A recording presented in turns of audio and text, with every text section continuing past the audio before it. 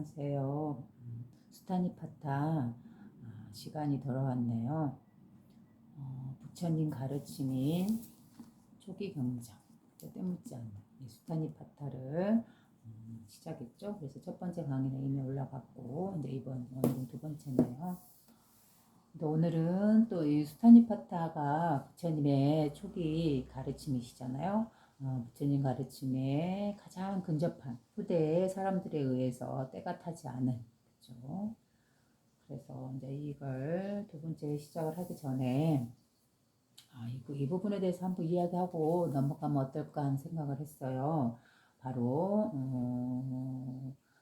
수타니파타 경전을 읽는 시간인 만큼 바로 부처님의 가르침을 여러분들과 같이 나누는 시간이잖아요.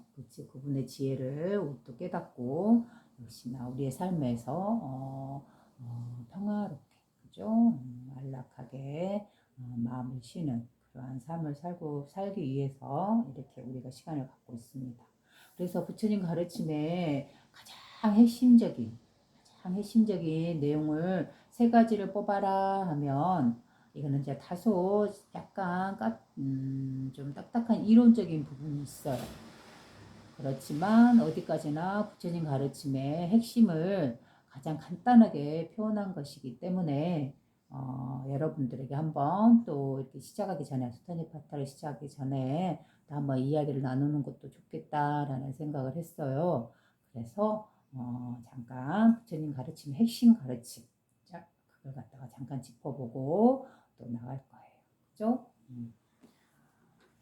왜 우리 그러는 거 있잖아요. 뭐 수학 같은 경우는 어떠한 문제를 풀기 전에 공식이 있잖아요. 그죠?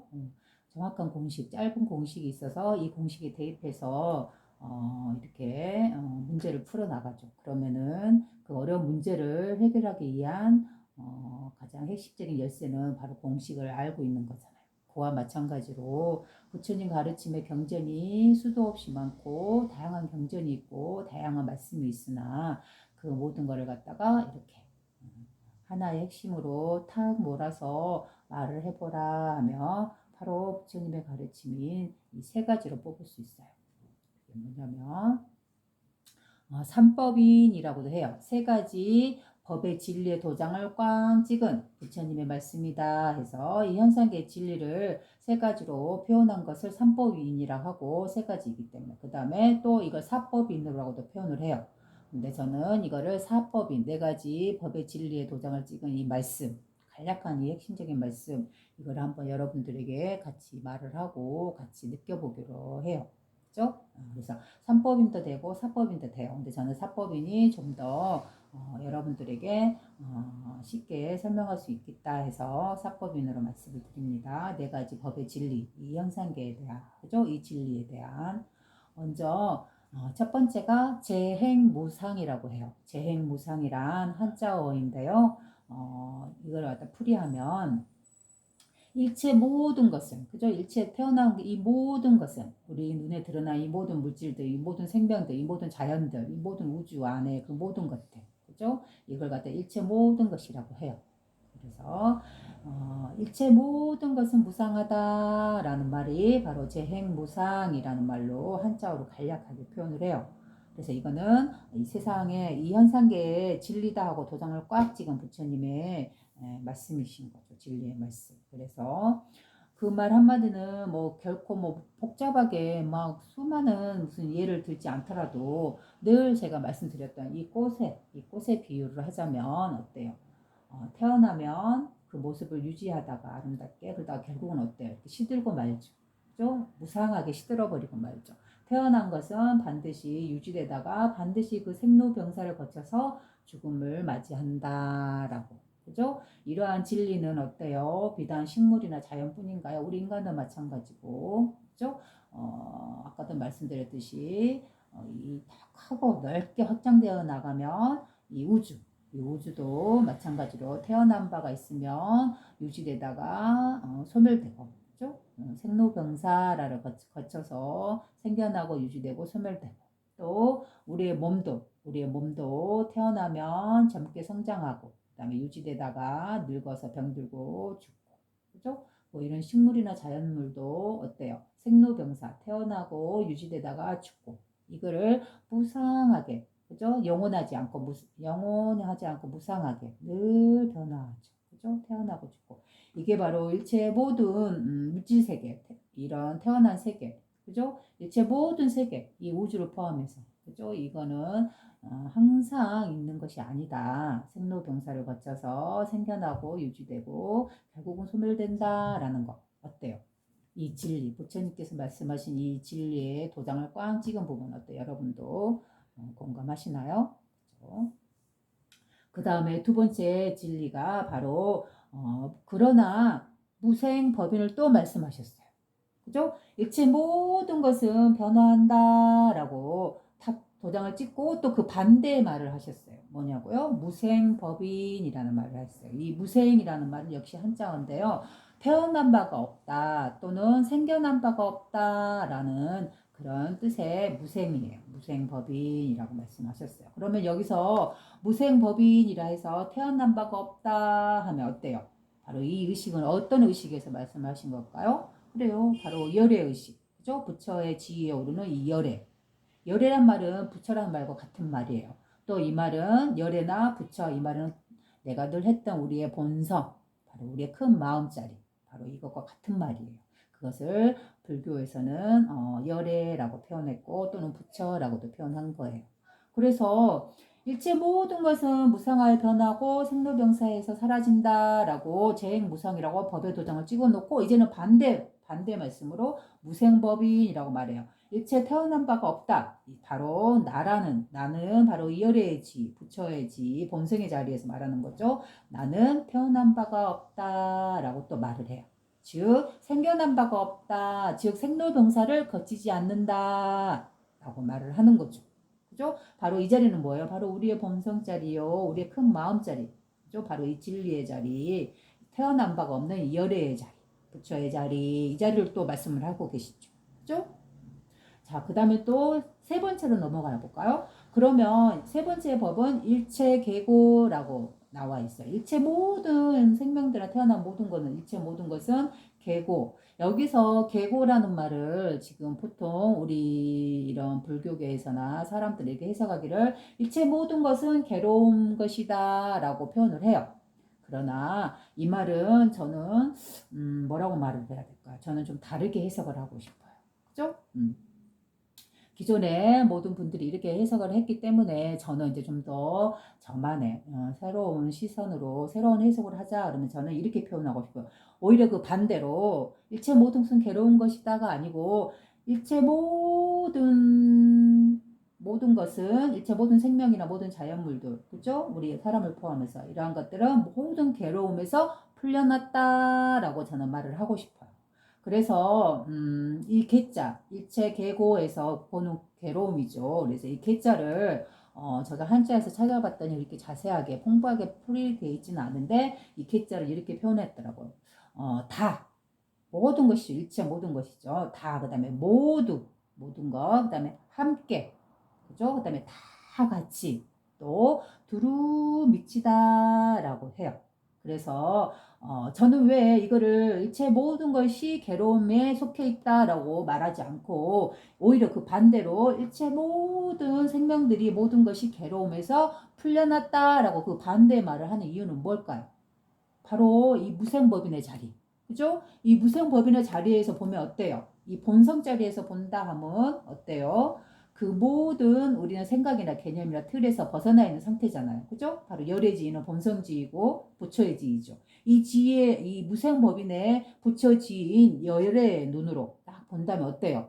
이체 모든 것은 괴로움에서 풀려났다. 이미 벗어나 있다. 바로 자신의 본성. 이걸 보신 분이 바로 열애고 부처라고 본다면 어때요? 일체계고란 말은 오히려 그 반대가 되는 거죠. 우리가 늘 알았던 그 뜻이 아니죠.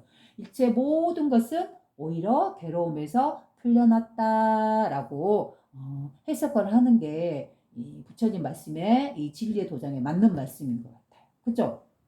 자, 그러면 이제 사법인이라 했죠? 그럼 네 번째는 뭐가 나올까요? 바로 상락아정이죠. 그죠? 그래요. 일체 모든 생명들이 괴로움에서 풀려났어요. 왜? 무생법인이란 이 진리의 모습을 보았기 때문에, 즉 자신의 본성을 보았기 때문에. 그러면 어떻게 될까요? 우리들은 상락아정이라고 해서 늘 상이라는 건 늘이래요. 늘 항상 할 때 상락 즐겁다. 뭐가 바로 나라는 자신이 늘 고요한 상태에서 늘 즐거운 상태다라고 말을 해요. 즉 이거는 뭐예요? 바로 자신의 본성을 봄으로 인해서 무생법인이라는 이 본성을 봄으로 인해서 어때요? 자신은 어떠한 괴로움에도 휘둘리지 않겠죠. 그죠? 그럼으로 인해서 어때요? 진실한 모습은 늘 평안하고 고요한 이 상태에 머물러 있는 것이다 라고 해서 이걸 상락아정이다 라고 한 거죠. 그러면 어때요? 이 사법인이 순서가 전체적으로 다 어때요? 맞아떨어지고 또 이 부처의 지위에 오른 열애의 자리에서 모든 오고 감이 없는 이 열애의 자리에서 앉아서 하신 말씀이다. 이거를 바로 법의 도장이고 이 현상의 진리다라고 말씀하실 만한 그런 앞뒤가 맞는 문구가 되겠죠. 그죠? 그래서 사법인을 이 열애의 자리에서 이 내용을 다시 한번 본다면 어때요? 열애의 눈으로 본다면 우리가 알았던 그런 부분들이 잘못된 부분이 깨지고 어때요? 오로지 이 진리의 도장 하나, 그죠? 이 본성의 자리 하나, 오고감이 없는 열애의 그 깨끗한 청정한 의식의 그 상태에서 이 네 가지 법의 도장을 꽝 하고 선언하신 거죠. 법의 도장을 찍음으로 인해서, 그죠? 어떻게 부처님께서 이 열애의 지혜, 오고감이 없는 그 무생법인의 자리에 앉으셨는데 깨달으셔서 부처의 지혜에 올랐는데 어떻게 일체 모든 것은 괴로운 것이다 라고 말을 할 수 있었겠어요?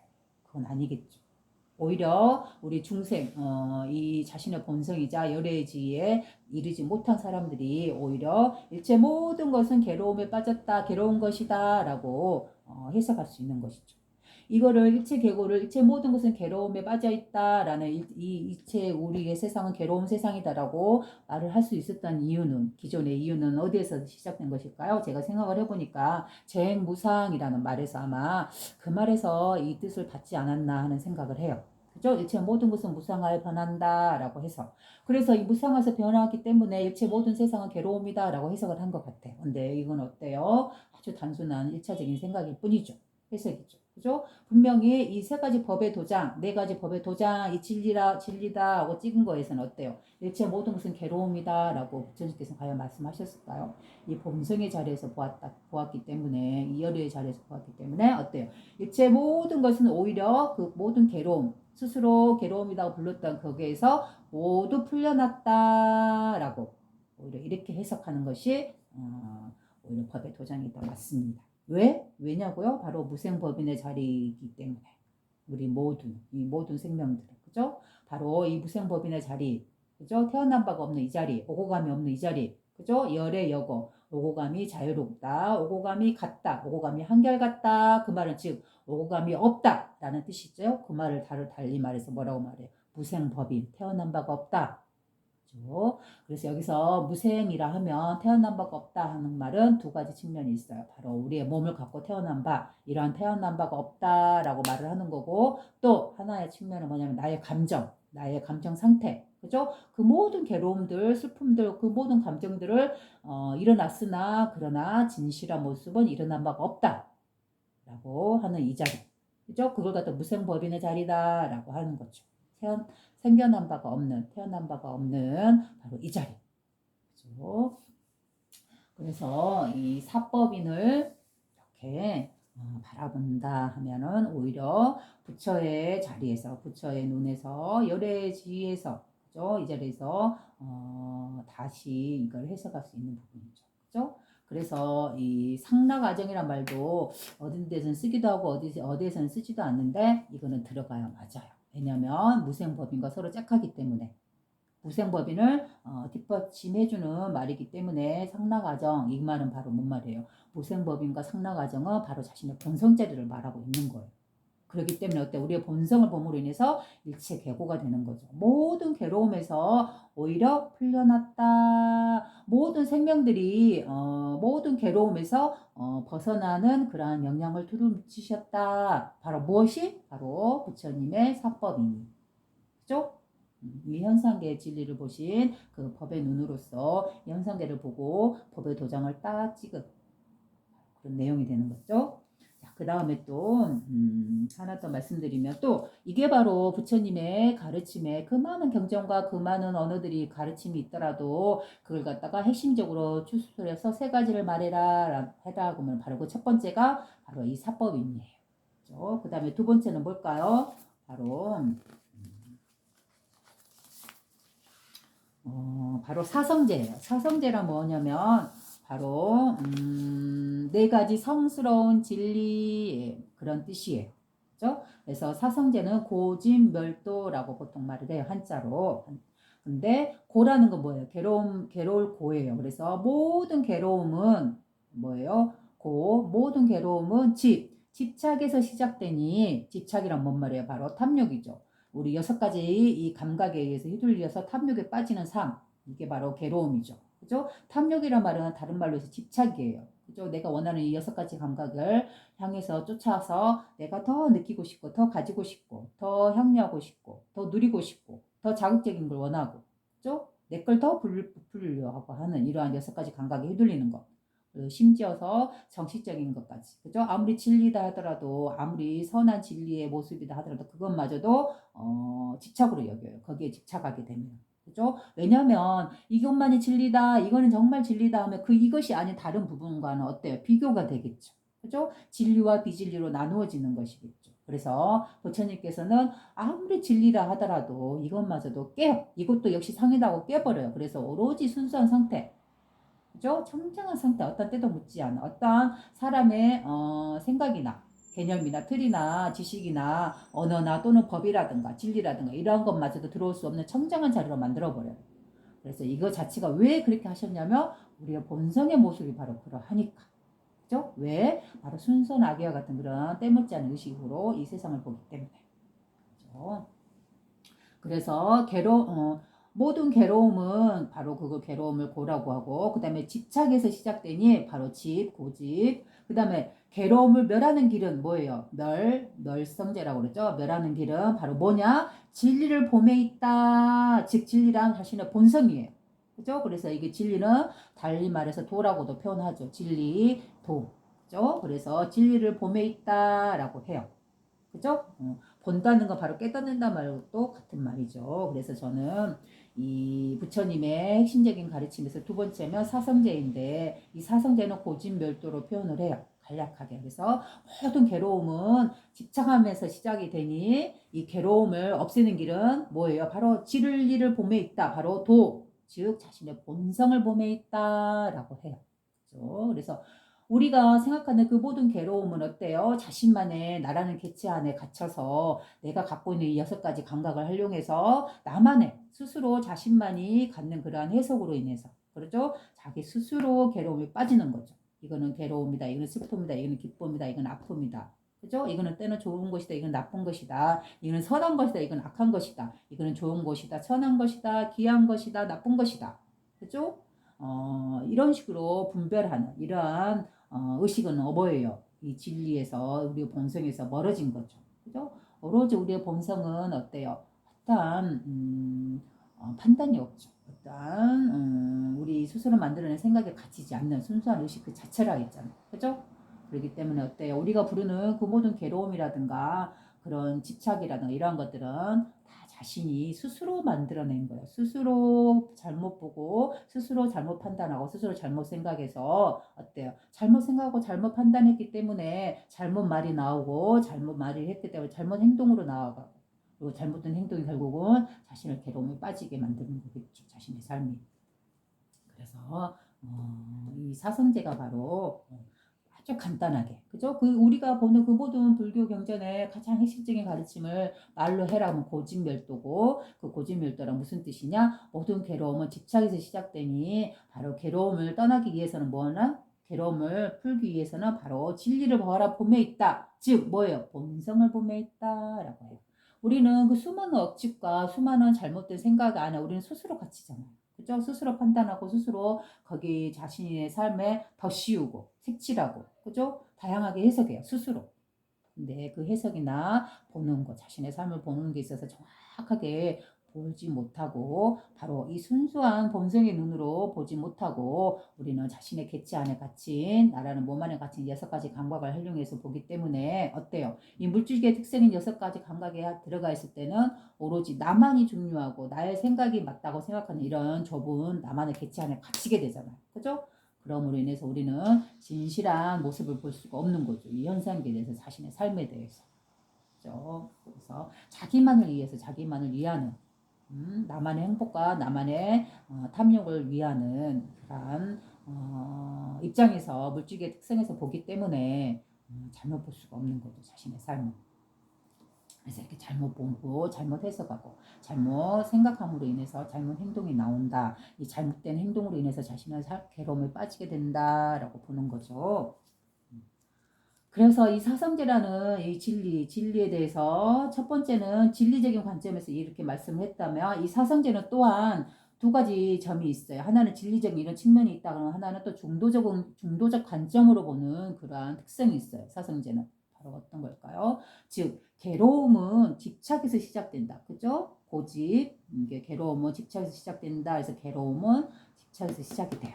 그러나 괴로움은 진리로 이끄는 성스러운 길이다라고. 그죠? 제가 말씀드렸듯이 이런 꽃은 어때요? 꽃을 우리 사람과 비교를 하면 아름답게 피어나는 시기가 있고 성장하고 성공하는 시기가 있으면 어때요? 분명히 이 꽃이 지는 시기가 와요. 그죠? 바로 이때가 실패하는 시기고 우리 인생에서 후퇴하는 시기고 고통과 아픔을 맛보는 시기죠. 그죠? 이렇게 분명히 이렇게 일어나고 성장하고 그 다음에 죽고 소멸되고 쇠퇴하고 그죠? 이거는 자연스러운 진리의 모습이 됐잖아요. 꽃이 피고 지는 것은. 그죠? 여기에 좋고 나쁜 것이란 있을 수 없는 거죠. 왜? 우리가 꽃이 피는 걸 보고 아름답다 하고 또 꽃이 지는 거는 자연스럽지 하고 하지 꽃이 지는 건 왜 꽃이 지는 거야? 이건 잘못된 거야. 이건 아픈 거야. 나쁜 거야. 이렇게 표현하지 않잖아요. 자연스럽게 받아들이잖아요. 마찬가지로 우리 삶도 꽃이 피고 지는 이런 과정을 자연스럽게 받아들여야 되겠죠. 그죠? 우리 사람도 이 꽃도 어때요? 이 자연이라는 이 우주라는 거기 안에 태어난 존재로서 나와 이 꽃이 결코 다르지 않아요.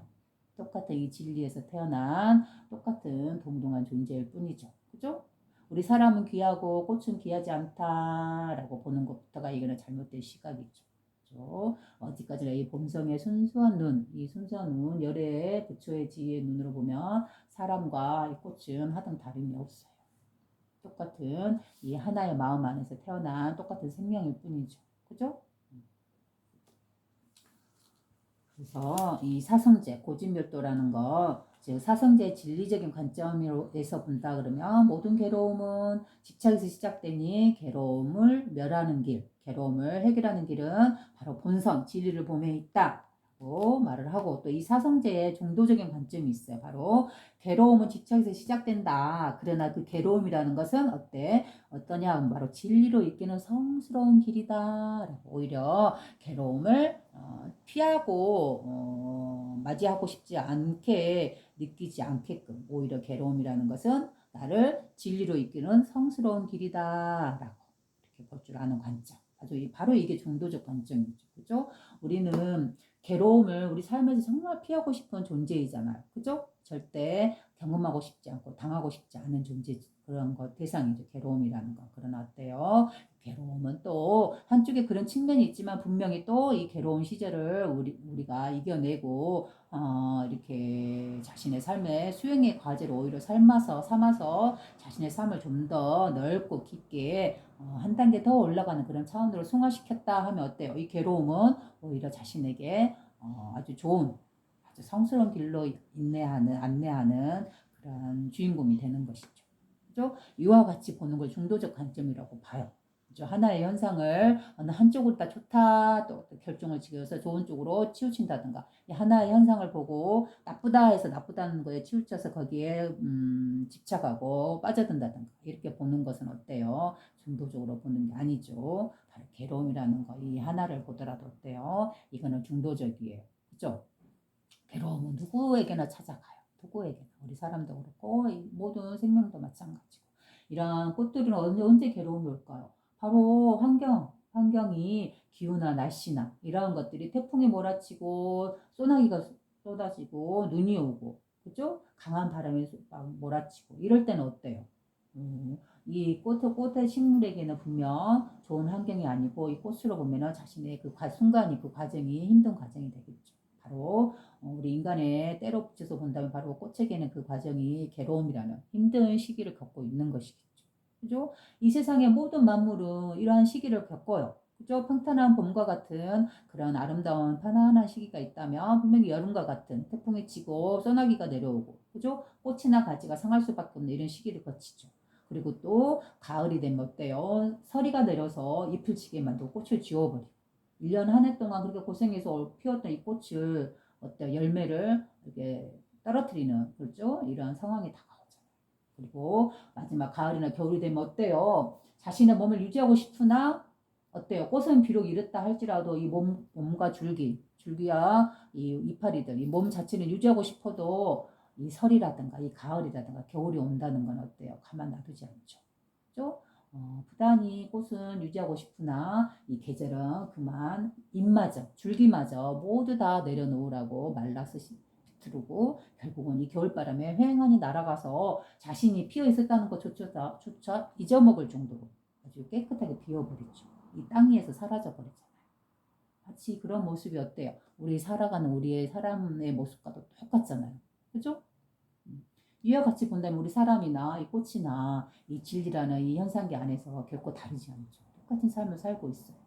그런데 꽃은 짓는 건 어때요? 나쁜 것이 아니죠. 결코 진리의 모습이 그대로 돌고 있는 것 뿐이죠. 마찬가지로 우리 삶도 어때요? 우리가 아픔이 오거나 고통이 오거나 그죠? 내가 뜻하지 않는 바가 펼쳐진다 하더라도 그것은 어때요? 나를 더 이끄는 더 성숙한 단계로 이끌어주는 나의 영혼을 좀 더 성숙한 단계로 이끌어가는 그러한 때가 온 거죠.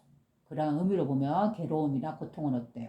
바로 자기 자신을 성스러운 이 진리의 길로 성스러운 성숙한 영혼으로 이끄는 바로 그 길잡이가 되어주는 것이죠. 그래서 이렇게 사상제라는 거는 어때요?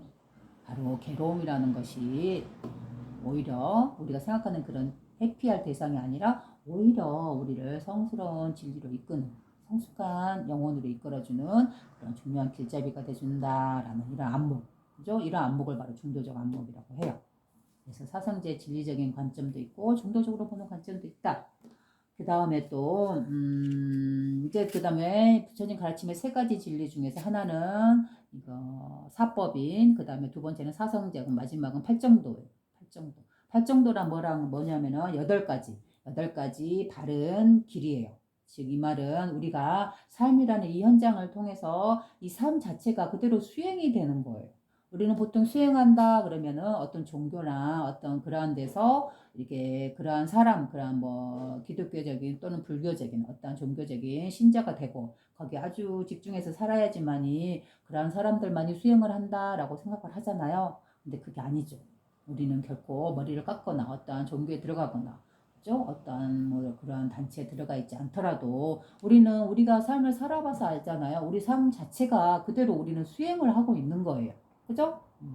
평범하게 살아가는 이 삶 자체가 정말 저는 그 어떤 종교나 그 어떤 뭐 신부라든가 목사님이라든가 아니면은 뭐 스님이라든가 기타 어떤 종교에 어떤 거기에 들어가지 않더라도 오히려 그들보다도 더 우리는 치열하게 이 삶이라는 현장에서 더 치열하게 살아가고 있어요. 그죠? 바로 그래서 저는 이 자신의 삶을 살아간다는 그 자체가 그대로 저는 수행이라고 생각해요. 바로 자신의 삶을 어떻게 올바르게 갖고 나간다라는 자신의 본성의 자리, 본성을 깨닫고 자신의 마음을 깨닫고 바로 이 마음의 특성대로 이 본성의 이 성품 그대로 바로 신의 성품 그대로 이 세상에 구현해가면서 살아가는 삶, 바로 이러한 삶이 그대로 수행이 되는 것이죠. 그래서 어떤 종교나 어떤 단체나 어떤 이렇게 종교적인 지위가 있는 사람이 되어야지만이 수행을 하는 게 아니에요. 절대로 아니죠. 우리가 살아봐서 알잖아요. 우리는 이제 이렇게 평범한 가정이라는 테두리 안에 묶여 있지만 이 가정 안에서 삶이라는 건 얼마나 힘들어요. 그죠? 내가 뜻하는 바도 되지도 않고 내 가까운 사람들이 내가 뜻하는 바로 이루어지지도 않고 그죠? 우리는 아주 쉬운 것 같은 이런 가정이란 평범한 그런 테두리 안에 들어가 살고 있지만 그러나 그 누구보다도 그 누구도 공감할 수 없는 그러한 환경 안에서 자신만의 개인적인 삶을 통해서 그죠? 우리는 부단히 자신의 마음을 괴롭지만 또 괴로움을 다스리고 그죠? 슬프지만 또 슬픔을 다스려야 하는 이러한 삶을 우리는 살고 있죠. 그래서 삶이라는 것 자체가 그대로 수행이에요. 그죠? 이러한 시각으로 우리 삶을 보는 거죠. 그래서 우리가 이렇게 삶을 살아감에 있어서 우리의 삶을 살아감에 있어서 평범한 이런 삶을 살아감에 있어서 올바르게 살아가는 것이란 무엇인가라고 부처님께서 그 방법을 말씀해 주신 게 바로 8가지 길이에요. 바른 길. 어떻게 바르게 살아가야 되나? 8가지 길. 근데 거기서 첫 번째가 바로 정견이래요. 정견. 첫 번째로 나왔다는 거는 그만큼 이게 중요하기 때문에 첫 번째로 나온 것이죠. 바르게 본다라고 볼견자로 해서 바를정 볼견. 그래서 정견이라 바르게 본다라는 거 어떻게 보는 걸까요? 간략하게. 바로 우리의 본성. 그죠? 어디도 때묻지 순수한 의식으로 본다는 거예요. 나라는 이 개체 안에, 나라는 개체 안에서 갇혀서, 6가지 감각에 갇혀서, 나가, 이 개체 안에 갇힌 나가 주인이 되어서 이 밖의 외부를 보는 이러한 해석이 아니라, 나라는 개체를 벗어나버리고, 오로지 순수한 의식, 그죠? 온 우주를 통째로 돌리고 있는 이 성품짜리 하나, 바로 우리의 본성짜리, 이 순수한 의식, 때묻지 않은 악의와 같은 순수한 의식, 이 의식으로 보는 걸 정견이라고 해요. 그러면 어떨까요? 자신의 삶에서 일어나는 그 다양한 괴로운 일이든 다양한 어떠한 경험적인 일이든 그 일 자체는 어때요? 자기가 해석하잖아. 자기 스스로 자기가 해석하잖아요. 그건 뭐예요? 나라는 개체 안에 갇혔을 때 해석이죠. 그리고 보통 1차적인 해석이 바로 이 6가지 감각에 휘둘려서 여기를 기준으로 해서 우리는 자신의 일을 자신의 삶에서 일어난 일을 해석을 해요. 그래서 이거는 괴로움이다, 고통이다, 슬픔이다, 아픔이다고 해석을 하죠. 그래서 우리는 거기 안에 갇히게 되고 그러면 인해서 우리는 정말 그대로 자신이 해석한 그대로 괴로운 삶을 살아가는 것이죠. 그러나 어때요?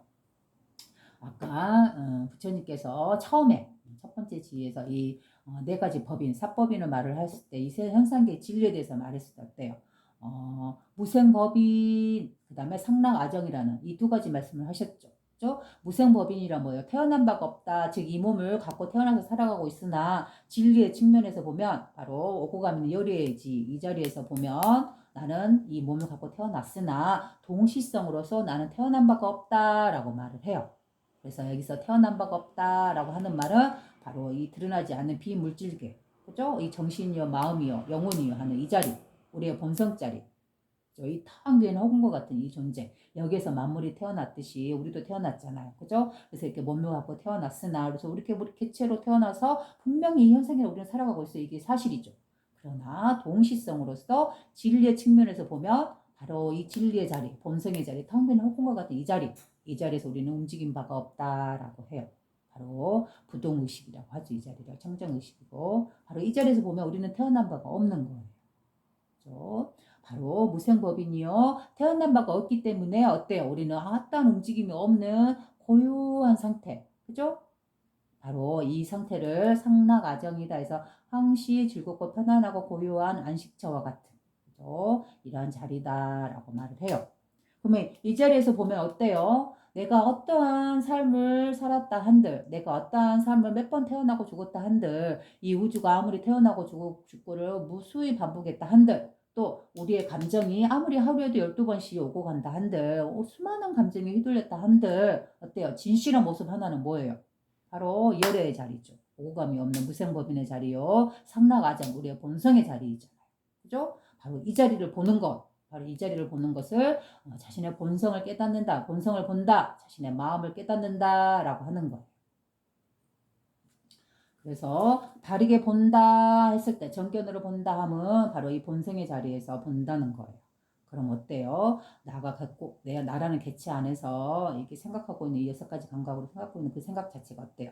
너무나 작고 그죠? 나라는 개체 안에 들어가는 편협된 생각이고 그죠? 이 6가지 감각이 내가 휘둘려서 이렇게 보고 있었구나라고 깨닫는 것이죠.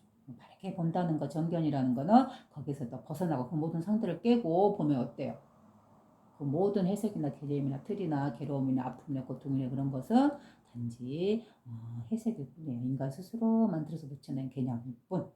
그러면 이 범생의 자리에서 보면 어때요?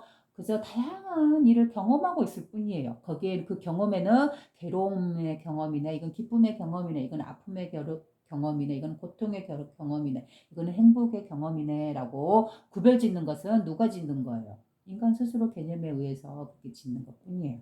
그죠? 본성자리에서 보면 어때요? 그 모든 경험들에 이름을 붙이지 않는 거예요. 이거는 괴로움, 이거는 슬픔, 이거는 고통, 이거는 행복. 이러한 것은 우리 스스로 만드는 개념일 뿐이에요. 그렇기 때문에 그 모든 이름들, 그 모든 상들을 깨버려요. 그러면 어떨까요? 그 다양한 경험일 뿐이에요. 그죠? 뭐라고 이름 지을 수 없는, 이름 붙일 수 없는 다양한 경험을 우리는 다양한 경험을 겪고 있을 뿐이에요. 바로 이러한 상태, 이렇게 보는 것, 이렇게 보는 거를 바로 정견으로 본다고 해요. 바르게 본다. 그러면 이렇게 정견으로 바르게 보는, 이렇게 본다 하면 어때요? 자신의 삶에서 어떠한 일이 일어난다 하더라도 그건 하나의 작용이 일어나고 있을 뿐이에요. 하나의 삶이 펼쳐지고 있을 뿐이지 그 삶 자체를 행복이네, 불행이네 라고 해석할 수 없는 거죠. 그죠? 그죠? 다양한 감정을 우리는 다양한 상황을 경험하고 있을 뿐이에요. 어떤 자리에서? 바로 무생법인의 자리에서. 늘 고요하게 어떤 움직임도 없는 이 청정한 의식의 자리에서. 그렇죠? 그럼 어때요? 우리는 예전에도 도마복음 통해서 말할 때도 마찬가지로 우리는 관찰자가 될 수밖에 없는 거죠. 자신의 삶에서. 자신의 삶에서 드라마의 주인공이 아니라 그 주인공에서 벗어나서 그죠? 강 건너 불 보듯이 내 일이 아닌 듯 하고 이 관찰자로 빠져나오고 제3자로 빠져나올 수 있는 거죠. 자신의 삶에서. 그럼 어때요? 자신의 삶에서 일어나는 그 다양한 일들이 나를 집어삼킬 수가 없는 것이죠. 그죠? 그죠? 보고 있는 관찰자가 되고 제3자가 될 뿐이에요. 강 건너 불 보는 자가 되는 거죠. 자신의 삶에서 강 건너에 있는 불은 어때요? 불은 강을 만나는 순간 꺼질 수밖에 없죠. 그죠? 그러면 저 불은 더 이상 내가 이렇게 보고 있더라도 나를 태우거나 나에게 위협을 주거나 나를 괴롭힐 수 없고 나를 죽일 수 없죠.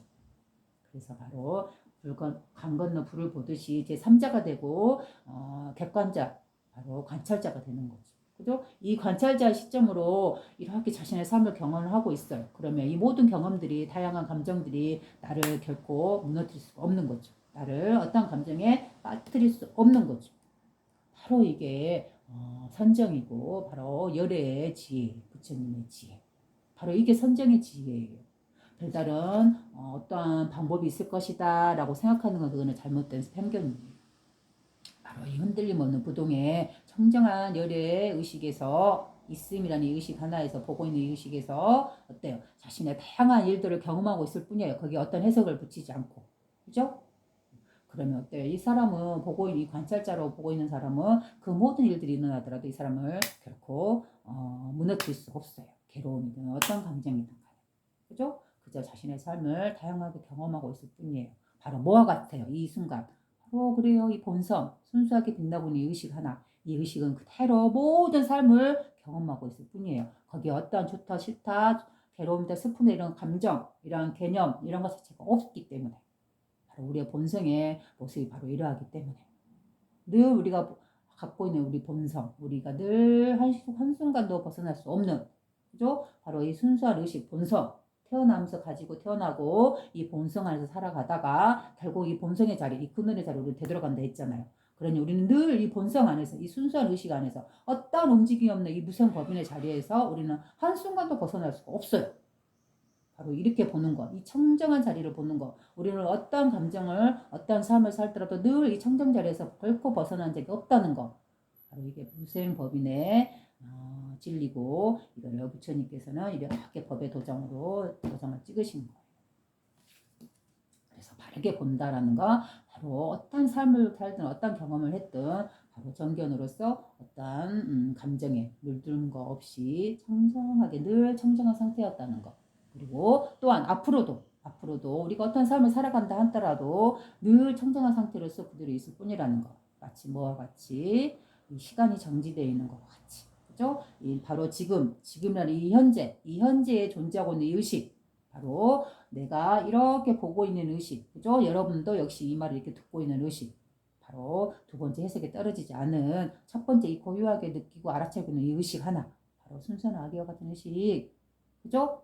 있음이라는 의식. 내가 분명히 여기 있지. 내가 여기서 이렇게 보고 있고, 듣고 있고, 느끼고 있고, 말을 하고 있고, 여러분은 듣고 있고. 그죠? 바로 이 의식. 순수하게 보고 있는 어떤 해석에도 물들지 않는 의식. 이게 바로 우리의 본성이에요.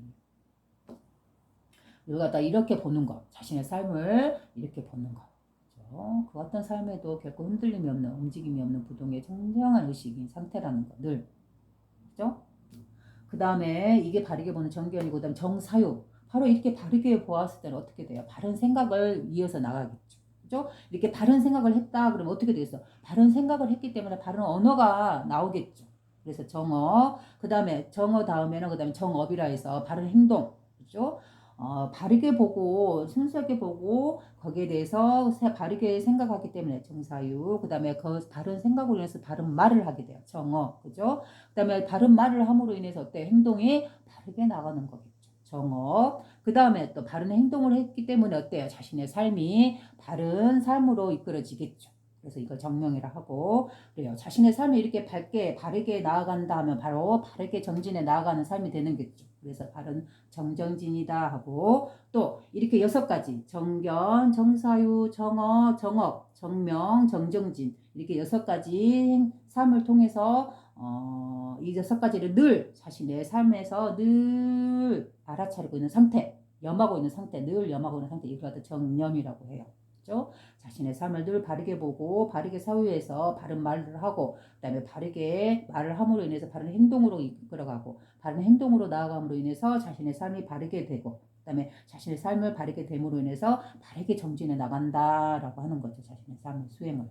그렇죠? 그래서 이렇게 6가지 바르게 보는 것을 갖다가 통해서 이거를 자신의 삶을 늘 염두에 두어야 해요. 그걸 갖다 정념이라고 해요. 늘 생각하고 알아차린다. 늘 깨어서 알아차린다. 이거를 정념이라고 해요. 그렇죠? 무엇을 늘 깨어서 알아차려야 돼요. 늘 염해야 된다는 걸 그게 뭐예요? 그 대상이 바로 자신의 본성이죠. 그죠? 자신의 본성. 어떤 상황에도 흔들림이 없는 깨끗한 상태. 늘 빛나는 이 청정한 의식의 상태. 늘 이 상태라는 거. 늘 이 상태라는 거. 이거를 늘 마음에 염해라 라는 뜻에서 정념이에요. 그죠? 그 다음에 이렇게 해서 이제 늘 염했다면 어때요? 자신의 마음의 상태가 어떨까요? 그 어떤 괴로움을 휘둘리지 않고 늘 고요하고 깨끗하고 바로 선정의 상태가 되겠죠. 바른 선정의 상태. 그래서 이걸 정정이라고 마지막으로 하는 거예요. 바로 선정이라 하면 자신의 삶에서 스스로 자신의 삶에서 바르게 보는 그 의식 하나 자신의 본성 하나를 확실하게 봄으로 인해서 늘 깨끗했다는 그 상태 빛난 상태였다는 거 그걸 제대로 봄으로 인해서 어때요? 자신의 마음은 평안하고 고요하고 휴식을 취할 수 있는 상태가 되겠죠. 자신의 삶이 어떠한 모습으로 펼쳐져 있다 하더라도 그 어떠한 삶의 한 가운데서 내가 살아가고 있다 하더라도 자신의 본성이 늘 깨끗하고 청정한 이 상태에서 벗어난 적이 없다라는 것 이 진리를 정확하게 깨닫고 보고 자신의 삶에서 반영할 수 있다 하면 어때요? 그 사람은 모든 일이 일어나나 그러나 동시성으로 그 안에서도 고요한 상태에 머물 수 있겠죠. 자신의 마음에 쉴 수가 있는 거죠. 바로 이 상태가 어때요? 선정의 상태죠. 그래서 마지막이 선정의 상태, 정정, 바른 선정이다 라고 하는 거예요. 그래서 이렇게 부처님의 그 수많은 경전과 불교 경전과 수많은 말씀이 있다 하더라도 그걸 갖다 다 깨버리고 오로지 3가지로 딱 요약해라 핵심을 말해라 그러면 첫 번째 사법인 그 다음에 두 번째 사성제 그 다음에 마지막 팔정당 그죠? 이 3가지로 말할 수 있어요.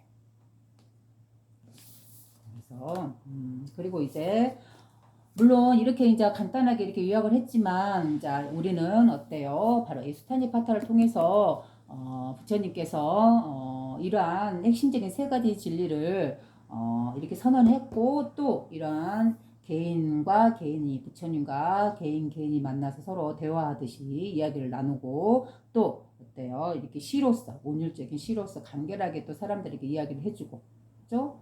이러한 삶에서 만나는 그러한 자연스러운 그런 형식들, 그런 이야기들이 바로 이 수타니파타에 들어가 있죠.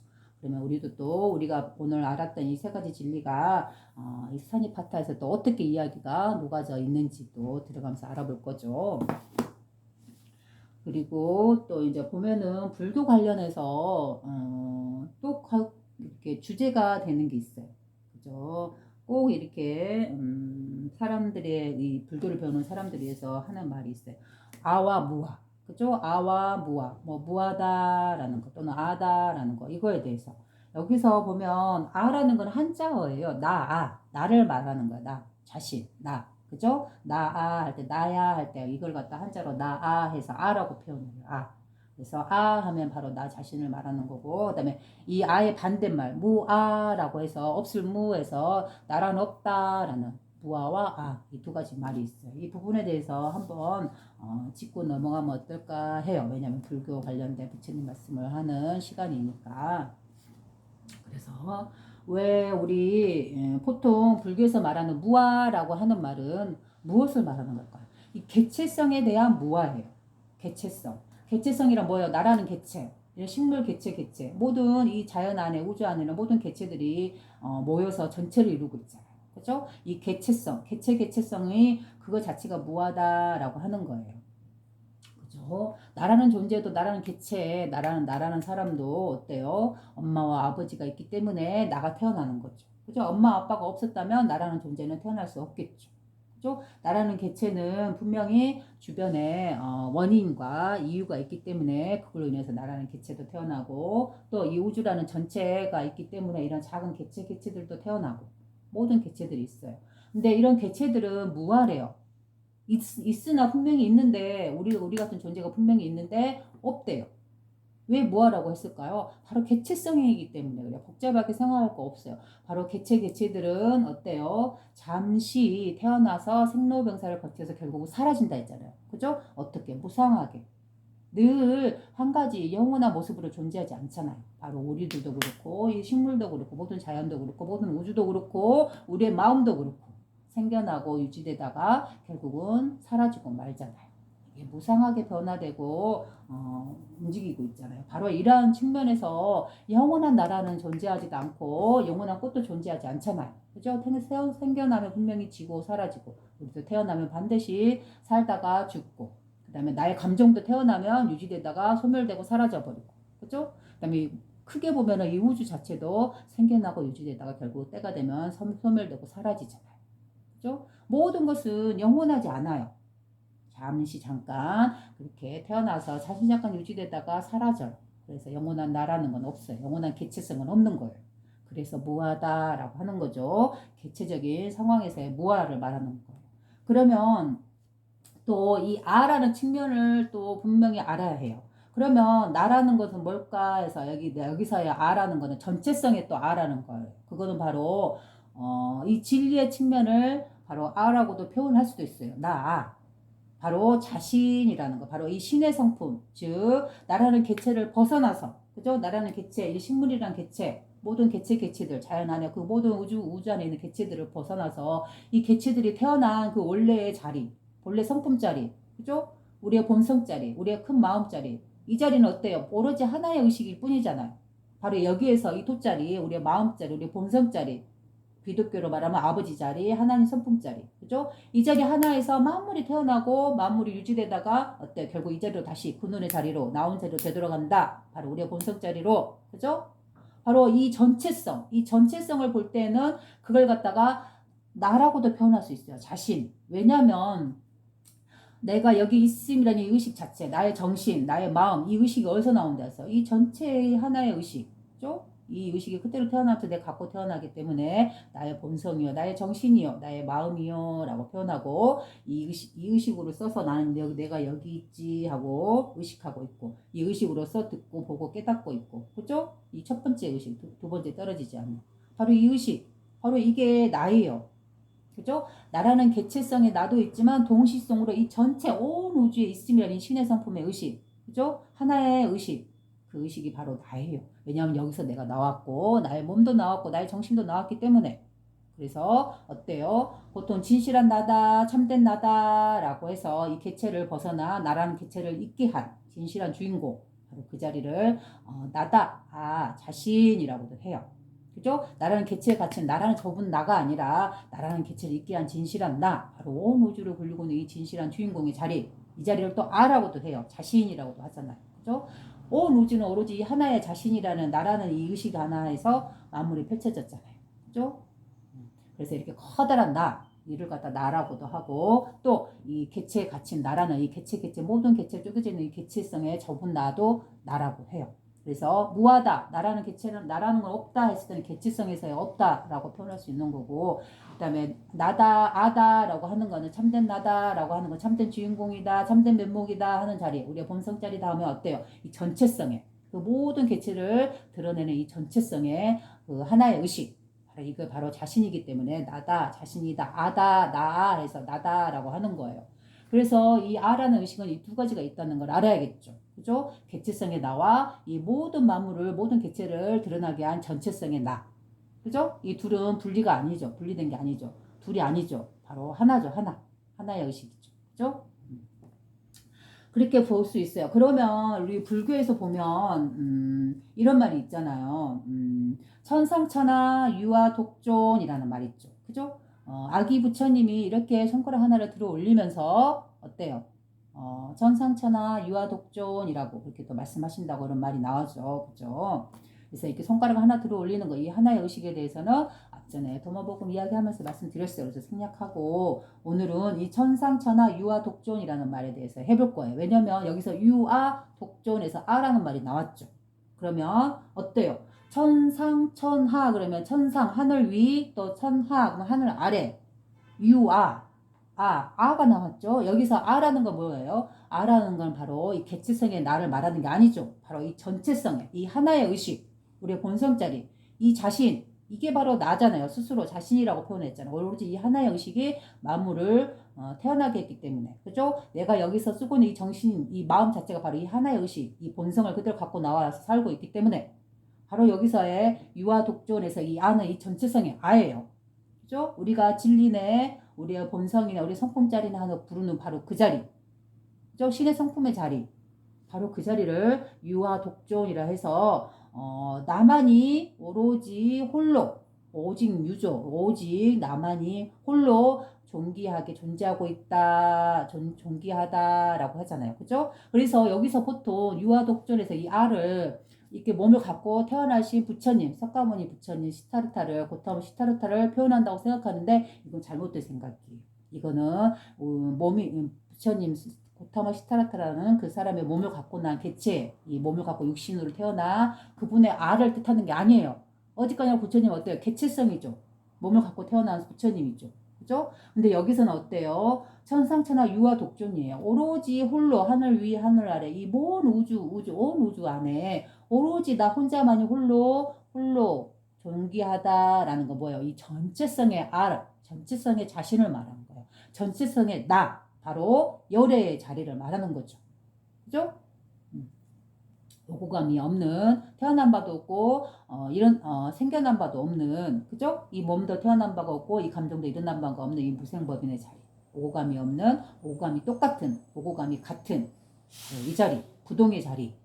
그죠? 이 자리를 보고 아라고 표현한 거예요. 왜 아예요? 왜 자신이에요?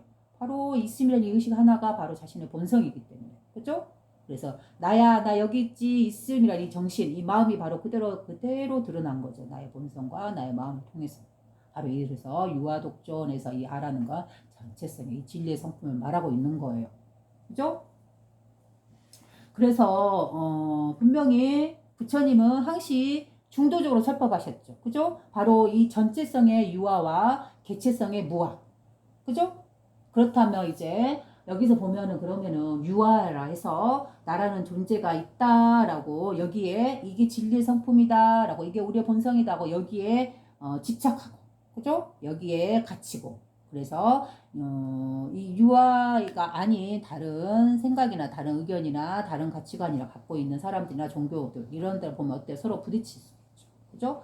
부처님께서는 가장 이 수타니파타를 통해서 제가 느낀 게 뭐냐면은 투쟁하고 번목하고 싸우고 서로 종교가 다르고 서로가 가지고 있는 가치관이나 진리가 다르다 해서 서로 싸우고 죽이고 이러한 것들을 정말로 싫어하셨어요. 제가 이걸 읽으면서 느낀 게 수타니파타를 읽으면서 느낀 게 그래서 부처님께서는 가장 강조하신 게 바로 이 정신적인 무소유 그죠? 이렇게 물질적으로 소유하는 거는 어때요? 그렇게 큰, 물론 이것도 위험하긴 하지만 그렇게 큰 위험에 다다르지 않을 수도 있어요. 어떻게 보면. 근데 이 정신적으로 소유한다는 것, 바로 이 아라는 거, 이 진리라는 거, 여기에 대해서 집착하는 것, 이것마저도 정말 위험하다고 봤어요. 왜냐면 바로 이 진리라는 거, 이것이 진리다라고 딱 정해놓으면 어때요? 그 주변에 다른 생각을 갖고 있는 비진리적인 것들과 서로 부딪히고 투쟁하고 번목하고 싸우겠죠. 그죠? 그래서 부처님은 이 진리마저도, 이 아라는 것마저도 깨요.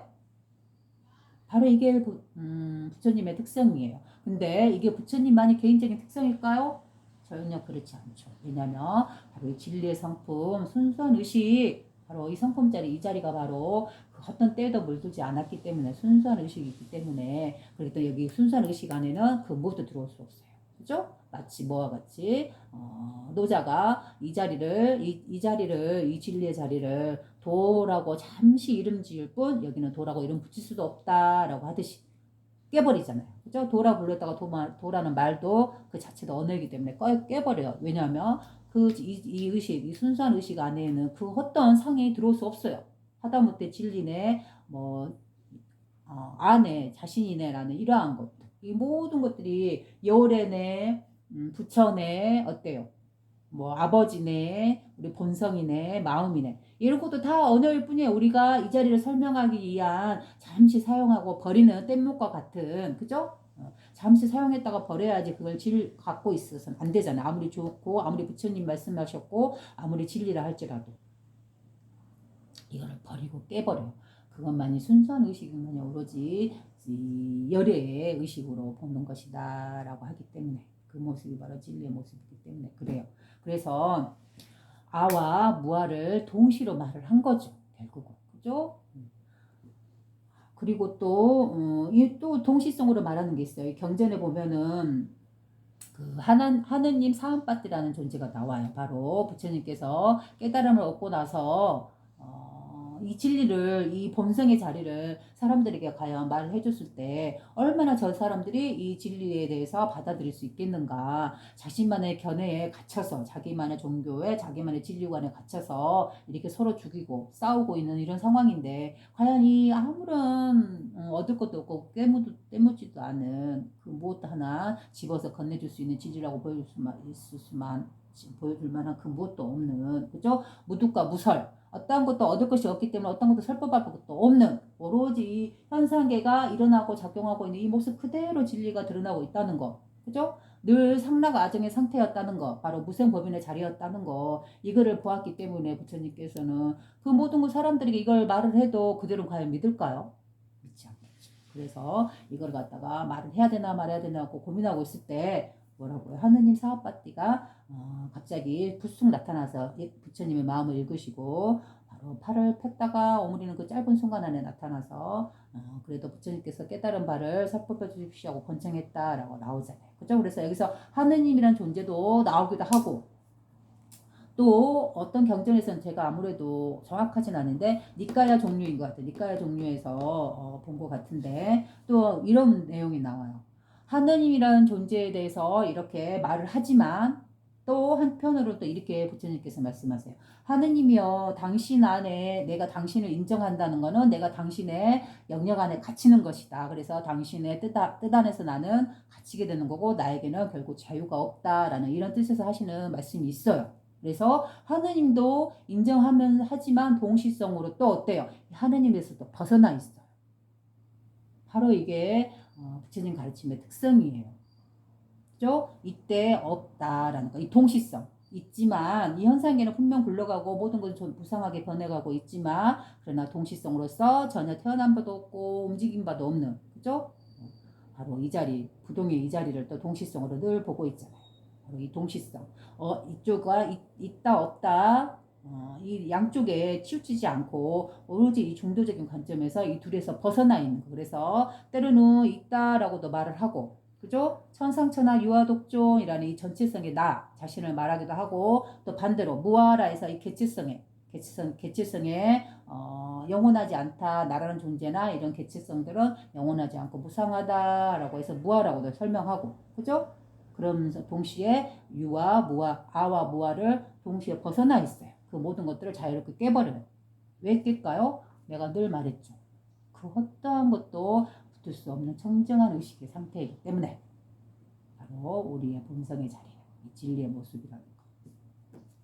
그래서 제가 좀 하고 싶었던 말을 잠깐 이렇게 적어가지고 여기다가 이렇게 적어놨네요. 그리고 또 이렇게 보면 불교에서 보면 유튜브를 하는 보면은 또 꼭 계속 이렇게 같은 말이 보면은 뭐 소승, 그다음에 대승, 그다음에 선이라고 이렇게 세 가지 파트로 나누어서 서로 다른 애 같네면서 이렇게 싸우기도 한다잖아요.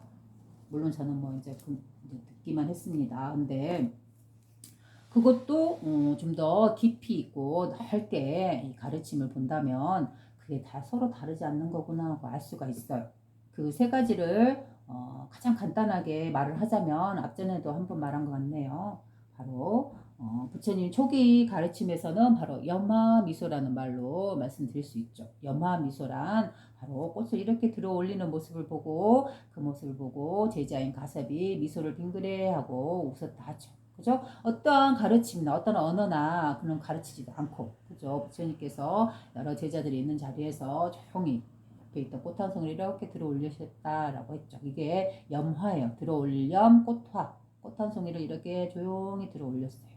그러자 이렇게 다양한 제자들이 앉아있다. 그 중에 가섭이라는 사람이 제자가 그 모습을 보고 아무런 역시 말도 없이 빙그레 웃었다라고 해요. 그걸 연마미소라고 해요. 이 말이 뭔 말이에요? 이 현상에는 그대로 진리가 들어있는 모습이다 했죠. 그죠? 이 진리계에서 어때요? 이 꽃한송이 들어 올리는 거 이 모습, 이 작용이 그대로 진리가 드러나 있는 모습이다. 진리의 작용의 모습이다. 라고 부처님께서 무언에 아무런 말도 없이 말을 했을 때 역시 마찬가지로 가섭도 그걸 알아듣고 깨닫고 그대로 그 답례로서 미소를 빙긋하게 웃었다라고 해요.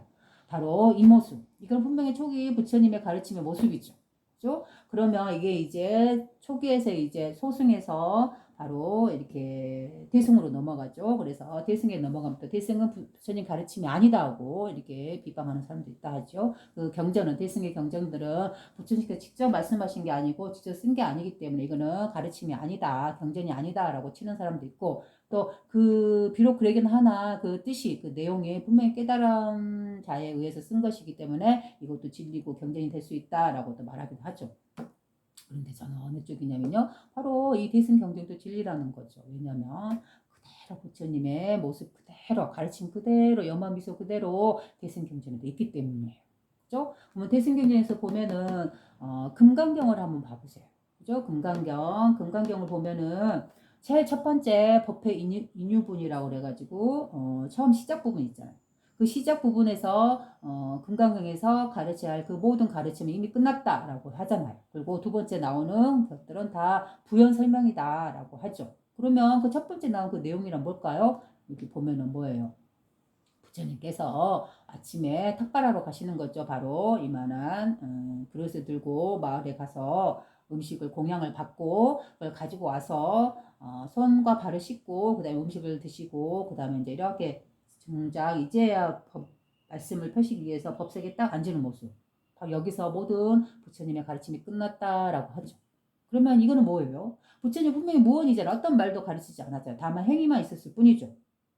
그러면 바로 여기서 바로 알아채야 되겠죠. 부처님께서 그래서 이렇게 들고 들어 올리고 걷고 걸어가고 공양을 받고 또 걸어오고 또 앉아서 이렇게 드시고 그죠? 그리고 손발을 씻고 그리고 또 이렇게 그 법석에 법을 설하는 자리에 딱 앉는 모습 어때요?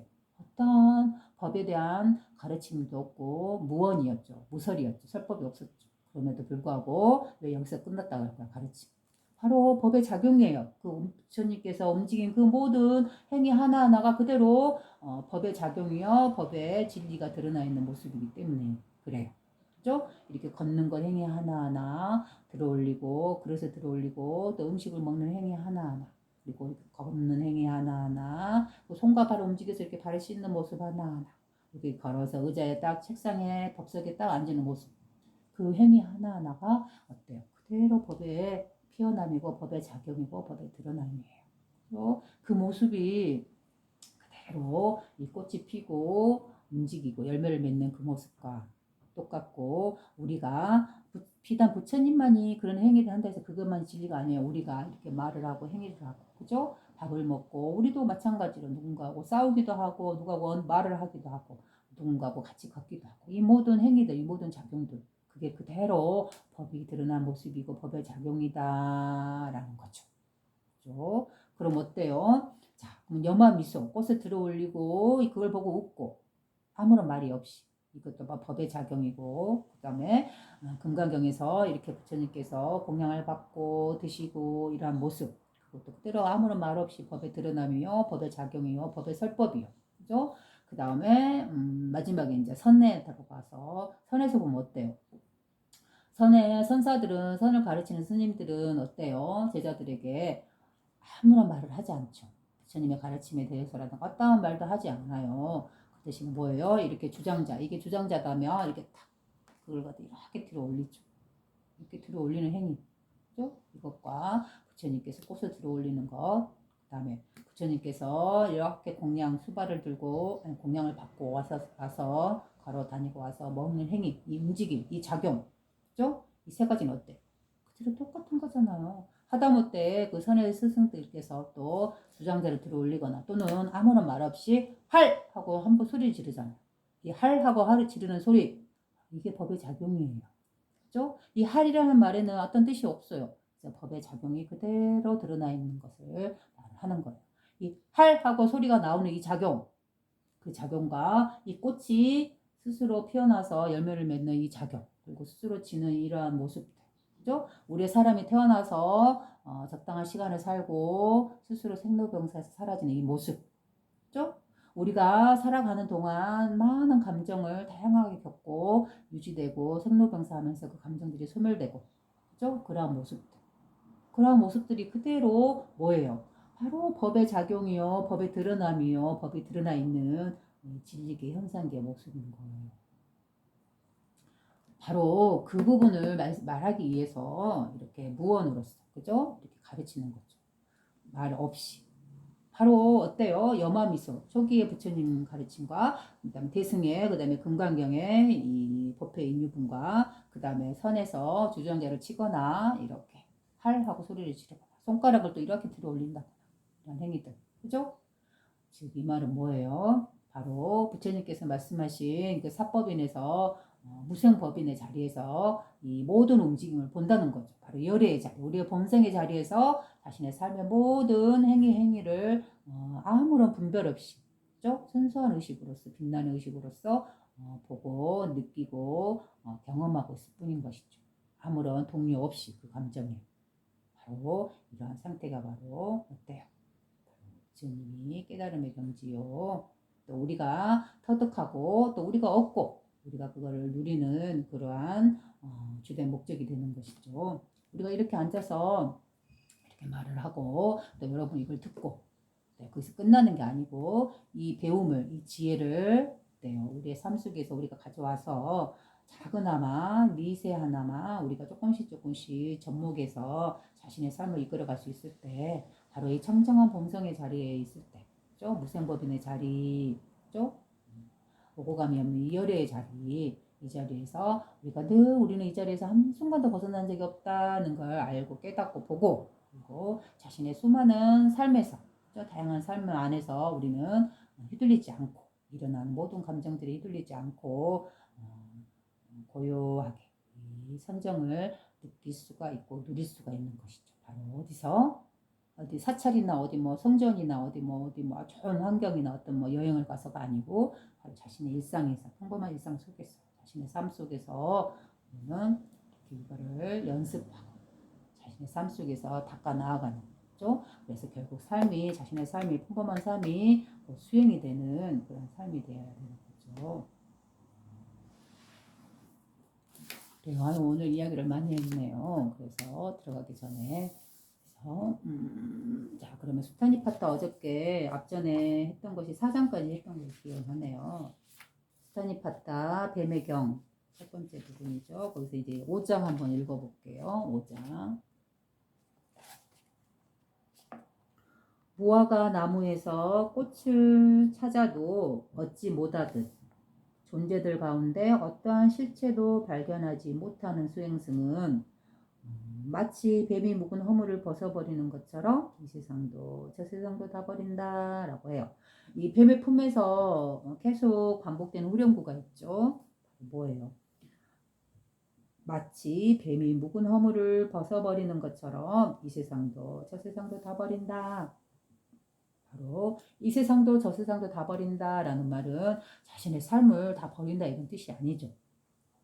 그렇죠? 이 세상이라는 거는 바로 이 세상을 버린다 함은 이 6가지 감각에 집착하고 빠져서 감정이 휘둘리고 있는 상태. 그러한 상태인 그러한 삶을 벗어난다. 어떻게? 뱀이 묵은 허물을 벗어버리듯이 이제 그러한 6가지 감각에 휘둘리는 탐욕적인 삶을 버리고 바로 자신의 본성인 상태. 그죠?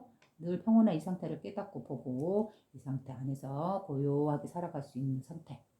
이 상태가 되라라는 말이죠. 그리고 또 저 세상도 버린다 하는 뭐예요? 저 세상이란 비물질계예요. 이 세상은 물질계죠. 드러난 세계. 그렇다면 저 세상이라 드러나지 않는 세계, 즉 비물질계를 뜻하여. 그러면 비물질계란 뭐예요? 물질이 아닌 세계죠. 그러면은 바로 우리의 마음이요, 정신과 같은 이런 텅 빈 허공과 같은 에너지요, 기운이 작용하고 있는, 그죠? 바로 이러한 상태죠. 바로 이러한 세상에 대한 뭐 동경이라든가 뭐 집착적인 믿음이라든가 그죠? 이것만이 진리네, 이 비물질계만이 오로지 순수하게 추구해야 될 대상이네라는 거, 그죠? 즉 본성에 대한 나의 이 열애라는 그런 지위라는 거, 그런 것마저도 깨버리는 저 세상에 대한 것도 버린다라는 거예요. 즉 정신적인 어떠한 소유도 갖지 않는다. 늘 청정하고 고요한 상태, 이 빛나는 의식에서 상태에서 살아간다라는 거죠. 그러면 무화과 나무에서 꽃을 찾아도 얻지 못하듯 바로 이 말은 어디에서 나왔을까요? 바로 그 인연 배경 나온 이 이야기를 말씀하신 그 배경이 분명히 이 책에는 나와 있잖아요. 그래서 한번 찾아볼까요?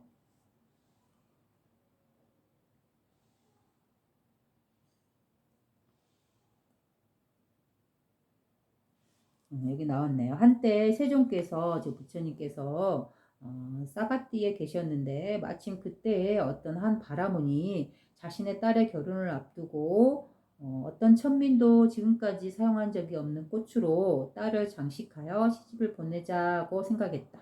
네, 여기서 바라문이라고 나오죠. 바라문이란 바로 부처님이 사셨던 그 인도에 그때 시대에 힌두교가 있었어요. 그래서 그 힌두교를 믿는 지금의 그 성직자 그걸 갖다 바라문이라고 해요.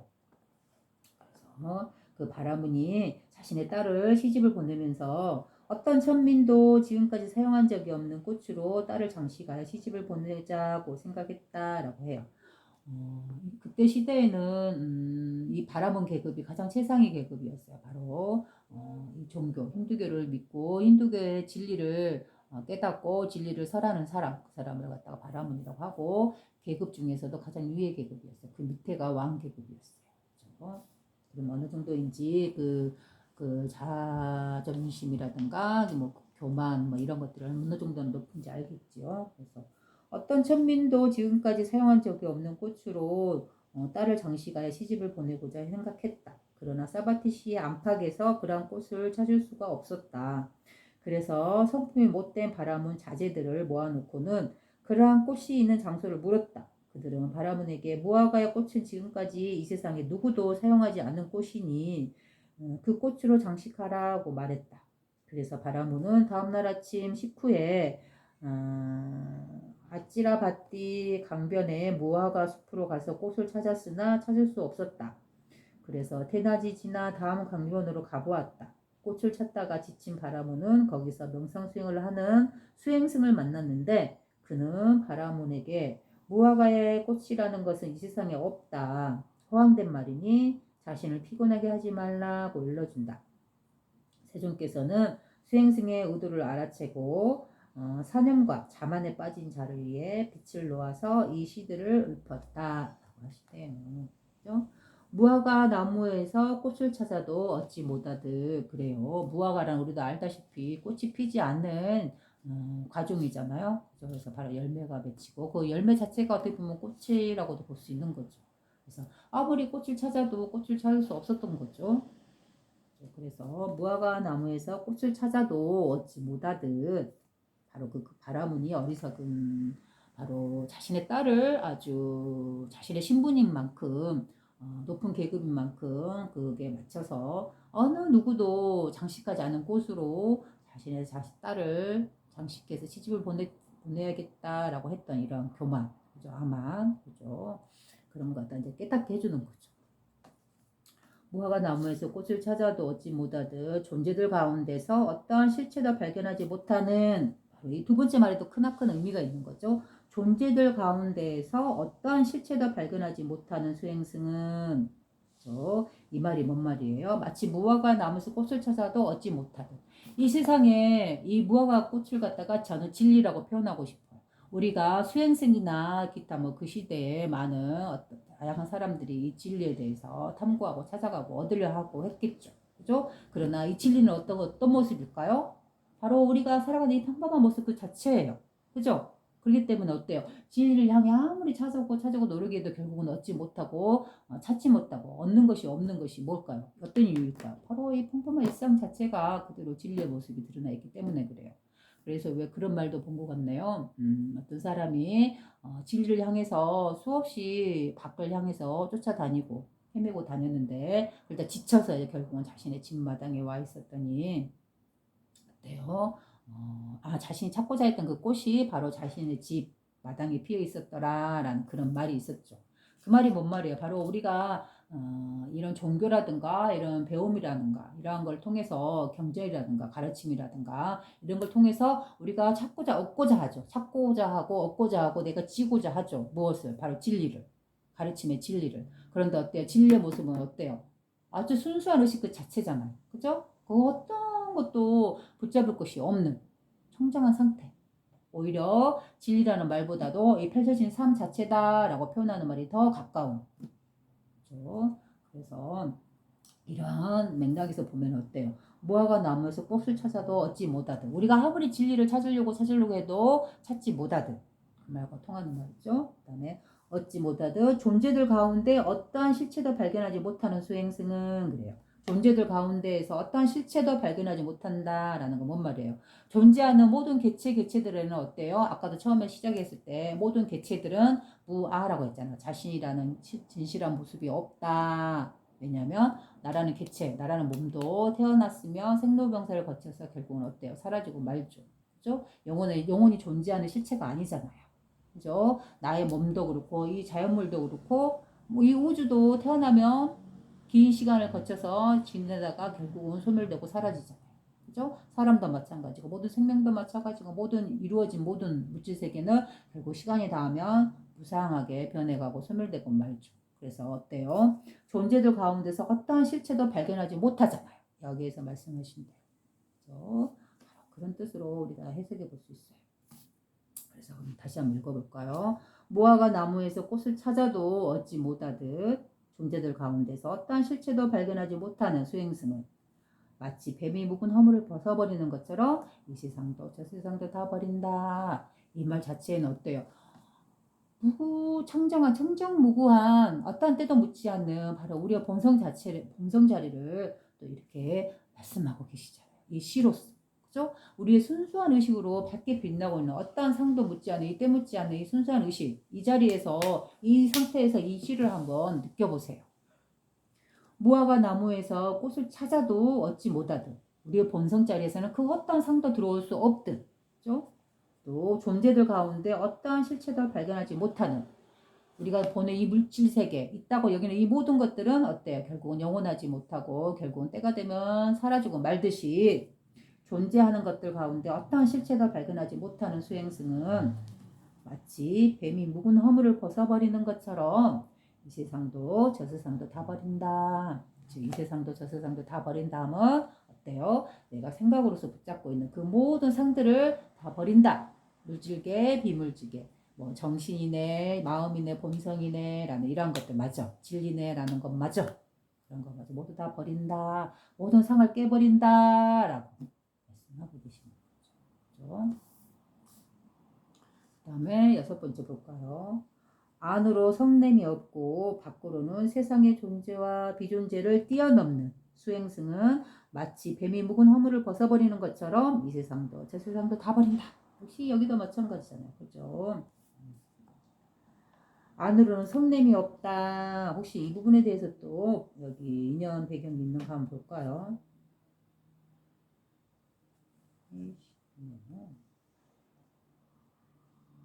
여기서는 별다리 말이 안 나왔네요. 그죠? 그래서 안으로는 성냄이 없다라는 건 뭐예요? 바로 자신의 이 6가지 감각에 휘둘리는 이런 성내는 마음. 그죠? 어떠한 상황을 만났을 때 우리는 분명히 화날 만한 일이 일어나면 우리는 화를 낼 수밖에 없죠. 그죠? 그러나 어때요? 이 일어나는 화를 1차적으로 순간 화가 올라오지만 어때요? 우리는 잠시 그걸 알아차리고 바로 휘둘리지 않고 알아차리고 그 화에서 벗어나서 어때요? 이 차분하고 고요한 마음을 되찾고 그죠? 그래서 자신의 일어난 화를 다스릴 줄 알아야 되겠죠.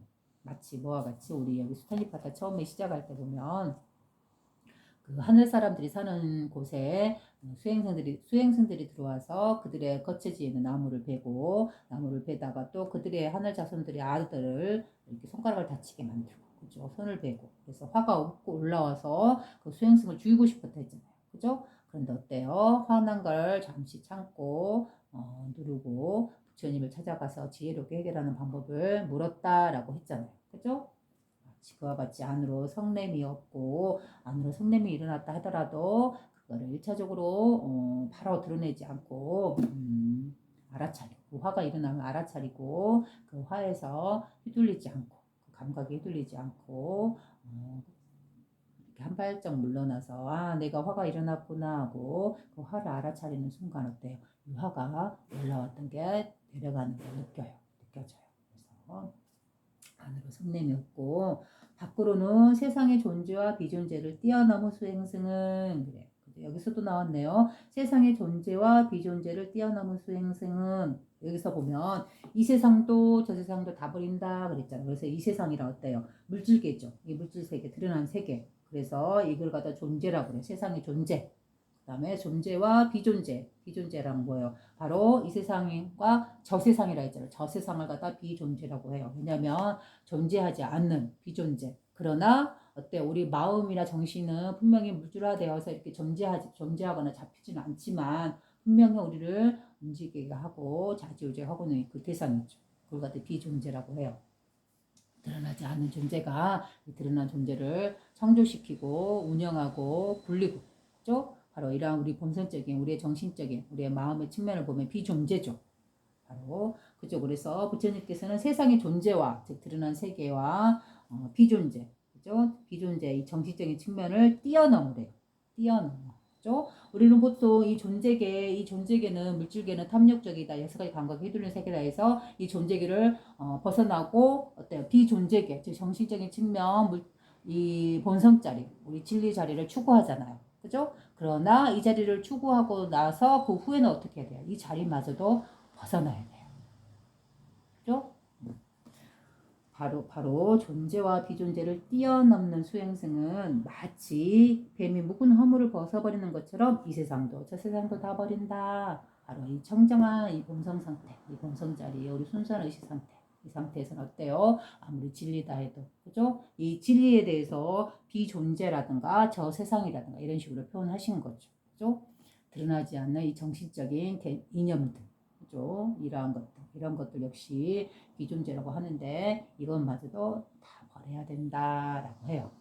결국은 이 말은 뭔 말이에요? 바로 우리의 본성자리 이 자리가 어떠한 상도 들어올 수 없는 순수한 의식의 상태이기 때문에 바로 이 상태이기 때문에 그 어떤 개념이나 존재나 비존재나 진리나 진리 아닌 것인지 그죠? 그 모든 것을 다 깨고 없애고 깨끗하고 청정한 상태가 되어야 한다. 자신의 본성의 상태를 알고 본성의 상태를 되찾아야 된다라고 지금 말씀하고 있는 것이죠. 그죠? 그다음에 7번째 모든 사유를 불살라 남김없이 안으로 잘 제거시킨 수행승은 마치 뱀이 묵은 허물을 벗어버리는 것처럼 이 세상도 저 세상도 다 버린다라고 했어요. 그죠? 자, 여기서 여기도 역시 같은 말이에요. 똑같이 이 본성자리 하나의 특성을 누누이 말씀하고 계시죠. 그죠? 모든 사유를 불살라 남김없이 안으로 잘 제거시킨 수행승은 그래. 사유를 불사른다는 말은 뭐예요? 내가 생각으로서 짓는 그 다양한 생각들, 그죠? 어떠한 하나의 현상이 자신의 삶을 보고 자신의 삶에 대해서 나는 좋은 삶이네, 나쁜 삶이네, 뭐 추한 삶이네, 귀한 삶이네, 나쁜 삶이네, 선한 삶이네 이러한 생각들, 이 사유들, 생각으로서 지어내는 그 모든 것들, 그런 것들 다 불살라 버리래요. 왜? 바로 이 생각은 어때요? 자신만의 개체 안에서 나만이 스스로 해석한 그 해석이기 때문에, 즉 정견, 바로 본 해석이 아니기 때문에. 그러면 어때요? 자신의 삶을 바로 본다는 건 아까도 말했듯이 순수한 의식의 상태에 보는 거잖아요. 어떠한 우리의 인간의 때에 물들지 않는 상태, 그 상태로 자신의 삶을 보면 어떨까요? 분명히 우리는 어떤 삶의 하나에 빠져 있어요. 아, 나는 지금 행복한 삶에 빠져 있어. 또는 나는 너무 불만이야. 나의 세상은, 나의 삶은.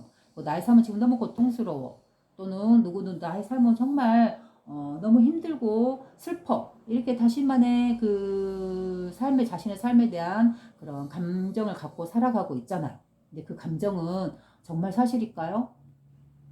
여기서 한번 되짚어 봐야 돼요. 그죠? 우리가 늘 우리 이 자리에서 본성을 보라고 늘 깨끗하고 청정하다 어떤 때도 없다 하고 늘 말을 해줬는데 분명히 우리들은 이 감정에 자신만의 감정으로 색칠한 그죠? 자신의 삶을 살고 있잖아.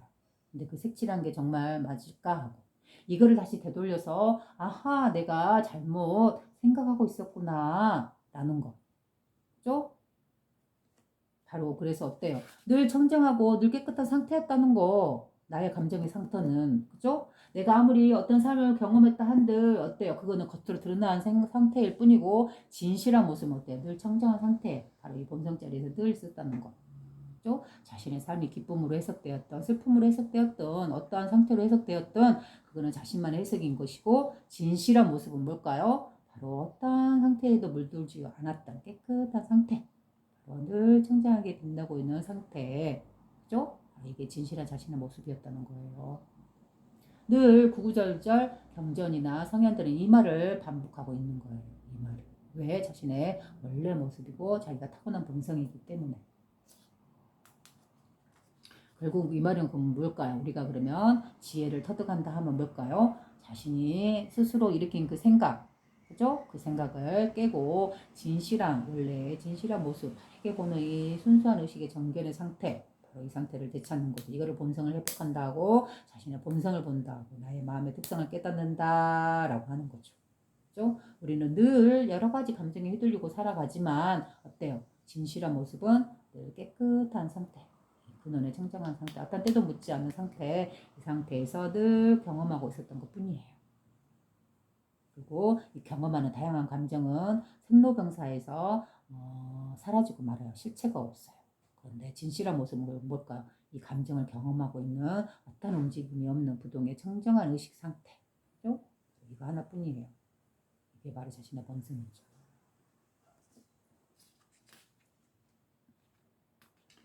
그 다음에 8번째, 치닫지도 않고 뒤처지지도 않아 모든 희론을 뛰어넘는 수행승은 마치 뱀이 묵은 허물을 벗어버리는 것처럼 이 세상도 저 세상도 다 버린다. 여기서도 뭐래요? 희론을 버리래요. 희론을 뛰어넘으래요. 그러면 희론이란 말은 여기서 어떻게 표현을 했는가 볼까요?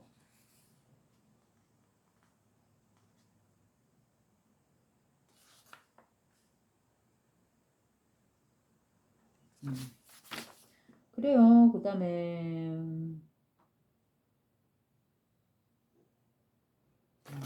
여기서 희론이라 하는 거는 어떤 것이냐면요. 먼저 가래에서 만들어진 희론. 가래라는 뭐예요? 내가 탐욕하고 집착하는 거. 집착을 떠다는 말로 가래라고 해요. 가래를 또 탐욕이라고도 하고. 그래서 가래에서 만들어진 희론이래요. 그러니까 내가 원하는 거, 추구하는 거, 갈망하는 걸 가래라고 하잖아요. 그래서 가래에서 만들어진 희론이라는 거는 아 내가 정말 이거는 정말 내가 알고 있는 진리야. 이건 정말 진실이야 하고 내가 집착하고 가래하는 거. 그죠? 거기서 일어나는 희론. 그죠? 이것이 맞다 하고 이걸 기준으로 해서 다른 사람들과 경쟁하는 거. 이걸 갖다가 희론이라고 해요. 또 견해에서 만들어진 희론. 견해라는 건 뭐예요? 볼견, 해석해. 해석을 하는 거. 그러니까 내가 이 대상을 보고 나만의 생각으로 그 대상을 해석하는 거예요. 그죠? 그럼 이거는 정견에서 떨어진 거죠. 벗어난 거죠. 즉 나라는 객체로서 나만의 6가지 감각을 활용해서 나의 대상, 나의 삶이 슬프다, 괴롭다, 아프다 라고 해석한 거. 이거는 나의 객체로서 해석이 떨어진 거예요. 그죠? 근데 진실로 자신의 모습, 자신의 삶을 본다 하면 뭐예요? 바로 정견, 바른 눈으로, 바로 본성의 순수한 의식으로 보는 거예요. 그러면 아까도 말했듯이 자신의 삶을 진실한 눈으로, 이 열의 지혜의 눈으로 본다 하면 뭐예요? 그 삶은 아픔도 아니고 기쁨도 아니고 괴로움도 아니고 기쁨도 아니고 행복도 아니에요.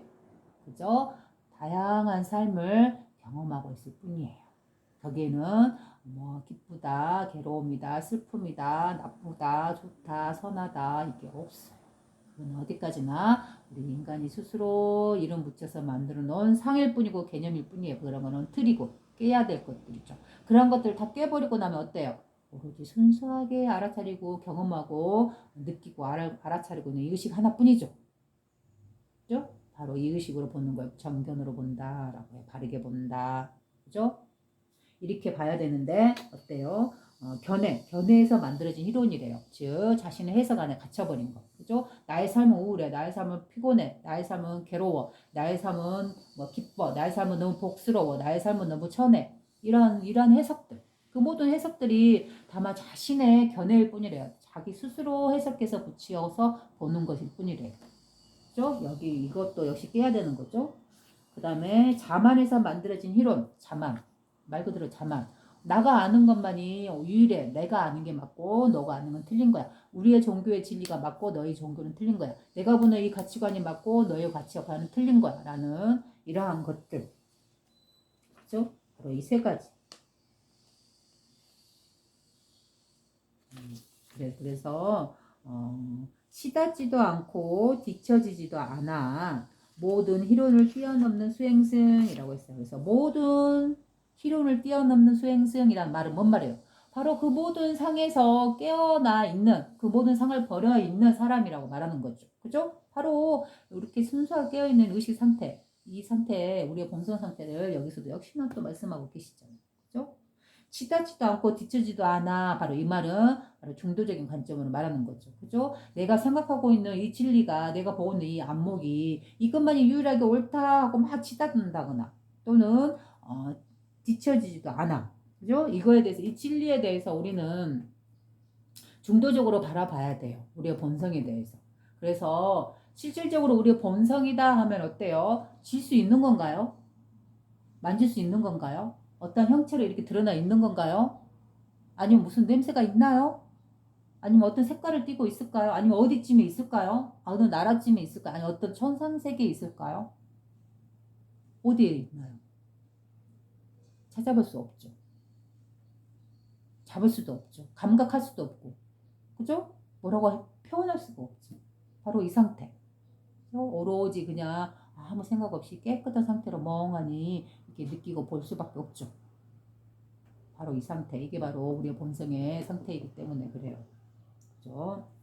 그렇기 때문에 어때요? 이 본성, 진리를 본다 하는 거는 이것이 본성이네, 진리네 해서 여기에 너무 과하게 치닫지도 않고 그렇다고 해서 있지도 않는데 이런 드러나 있지도 않는 비물질계에 대해서 너무 집착할 게 뭐냐 하면서 거기에 대해서 이렇게 뒤처져 버리고 회의적으로 보지도 않고 뭐 그리고 있지도 않는 것도 우리 삶 자체가 그대로 평범한 삶 자체가 뭐 진리라는데 뭐 여기에 뭐 더 뭐 할 게 있나 하고 그냥 무시하는 이러한 태도들 그죠? 치닫거나 뒤처지거나 그죠? 추종하고 믿고 쫓거나 탐욕하거나 가려하거나 그런 것도 한쪽에 치우친 행동이죠. 그런 것도 버려야 하고 또 어째요? 뒤처진다는 거는 회의적이고 자신의 삶이라든가 진리라든가 본성에 대해서 회의적이고 그런 게 어딨냐 어디까지나 그거는 있지도 않는 거다 하고 믿지도 않고 받아들이지도 않고 그죠? 진리에 대해서 회의적이고 도피하고 이러한 모습들 그죠? 그래서 치닫지도 않고 뒤처지도 않는다 하면 중도적으로 보는 거예요.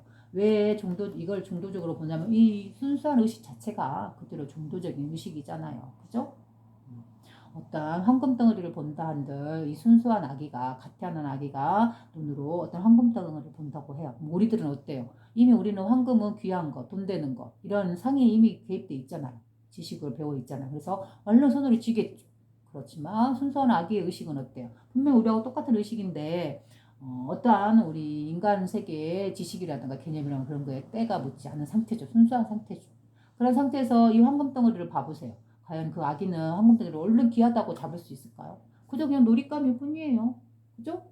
그냥 대굴대굴 굴리고 재미없으면 그냥 던져버리고 마는 거죠. 바로 이와 같은 의식. 우리 인간 스스로 만들어낸 그 어떤 개념이라든가 그 어떤 상이라든가 그 어떤 진리네, 틀이네, 법이네, 제도네, 율법이네, 그죠? 지식이네, 이러한 것들. 이러한 것들이 다 부서지고 없는 그저 청정한 의식 상태인 거예요. 그렇기 때문에 그 의식으로 보면 어때요? 그 어떤 것도 붙잡아서 치다들 것도 없고 그 어떤 것도 필요 없다고 버려서 뒤처지지도 않겠죠. 바로 중도적으로 보는 것이기 때문에 그래요. 그래서 치닫지도 않고 뒤처지지도 않아 모든 희론을 뛰어넘은 수행승은 그래서 모든 희론을 뛰어넘었다는 건 모든 자신의 생각을 깨끗하게 버렸다는 거예요. 그죠? 내가 갖고 있는 이 생각, 나의 삶은 이렇다, 뭐 어떠한 것이 옳다, 어떤 것이 잘못됐다니 이 모든 생각들, 그죠? 그러한 것들을 깨버렸다 하는 거죠. 또 여기서 좀 더 넘어가면은 어떤 종교와 종교 간에 서로 자신의 주장이 옳다라고 싸우는 이 모든 것들 이런 것도 희론이라 하고 또 진리의 모습에 대해서 자기만의 색채로서 다양하게 해석하고 있는 거죠. 마치 이거와 같이 이 찻잔을 보면서 어때요?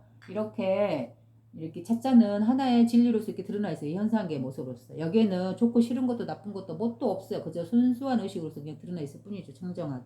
그런데 어때요? A, B, C, D가 다양한 자신의 입장에서 자신이 보고 느끼는 바를 자신의 위치에서 이렇게 이야기를 하죠. 이런 걸 보고 그래서 A는 자신만의 생각이 옳다. B, C, D도 마찬가지로 그래서 서로 투쟁하고 맞다하고 싸우는 이러한 모습들 이러한 것들이 희론이라고 해요.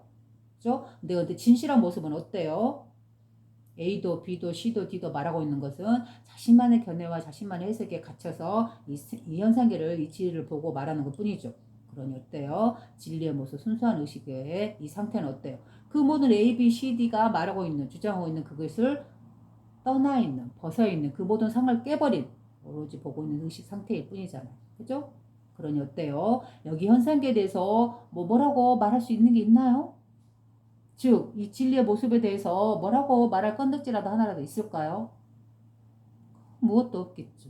뭐라고 여기 해석할 수 없어. 붙일 수도 없어요. 말할 수도 없어요. 그죠?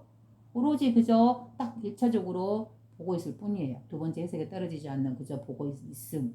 그죠? 알아차리고 있음이 의식. 이거 하나뿐이죠. 이거 하나뿐이죠.